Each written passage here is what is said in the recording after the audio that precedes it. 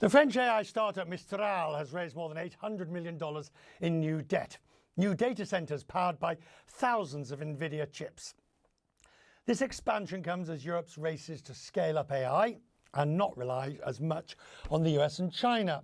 The head of Siemens told the FT that the EU push for AI independence would be a disaster. The firm builds the technology and AI systems behind many sectors: energy infrastructure, healthcare, transportation. The Siemens CEO Roland Busch now joins me. Now, sir, it is good to you. I realize there's nuance in your comment.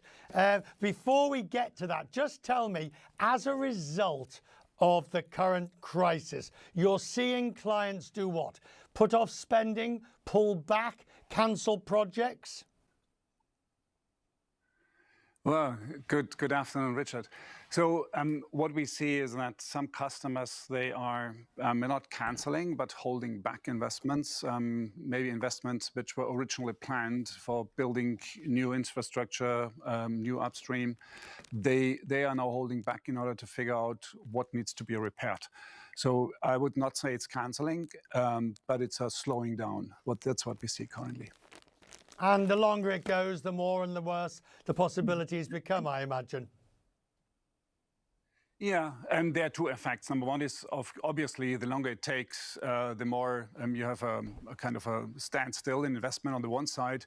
And the other side is we see, obviously, an increase in inflation, which is throttling economies. So people holding their money back. This is actually not what we want. We want really a growing economy. And that's really holding back by higher inflation. If we talk now about this idea of digital sovereignty, I sort of know where you're coming from, but the recent crises has shown us the necessity for Europe to have an element of independence. It's balancing sovereignty and independence with integration, so for maximum benefit. Can you do both? So, I mean, there are two elements in this statement which I made. Number one is it's about resilience. And don't misunderstand, resilience does not mean independence. We are depending on so many different technologies all around the world. So it's really being less dependent on one source, for example, on cloud or AI factories. And there's a good idea to have more compute sitting in Europe where you can store your data and process. This is one dimension. The other dimension is if you want to do that in Europe, you need really to leverage this infrastructure. That means you need data, you need AI running on it. And here, Europe is just too fragmented and it's too much regulated in order to really give really a full steam for industrial AI. And that's what hopefully happens in Europe. The Draghi report says exactly this. Europe needs some champions and you can't have 26 of them in every different country. But you go and tell that to the politicians in Brussels, Roland. Yeah, so this is exactly the point. I mean, let's talk about scaling. I mean, if you have a massive amount of regulations and each of them is interpreted in a different way in 26 countries, now you cannot really scale. And the regulation is also slowing down.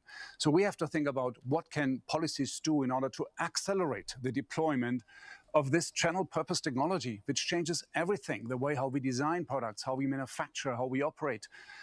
We need tailwind in order to create also global champions, which do, and this is a very important point, industrial AI, physics-based AI. This is when AI leaves the computer and goes to the shop floor and does real things on the shop floor. Is anybody listening? Well, no, actually, I'll rephrase that. People are listening, but is anything happening? Because if we have a drinking game here at Cressway's Business. Every time someone says the Draghi report, you have to take a drink because it's said so often with so little meaning or so little progress. Is anybody listening? I think that people are listening, but we don't see that this is translated into action yet. We have a hope after the meeting of the countries with the Commission, where they say, and it's all about competitiveness in Europe. So it needs a wake-up call. And I mean, don't get me wrong. we could see that Europe can move fast. Think about the Ukraine war, COVID crisis.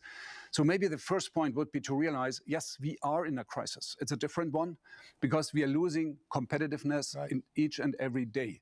So we have to change something now. What does it mean? Crisis mode means focus on the important things and move fast. And that's what I guess we have to do now. And I'm grateful to you, sir, for joining us tonight. Thank you. We'll talk again face to face next time we meet up.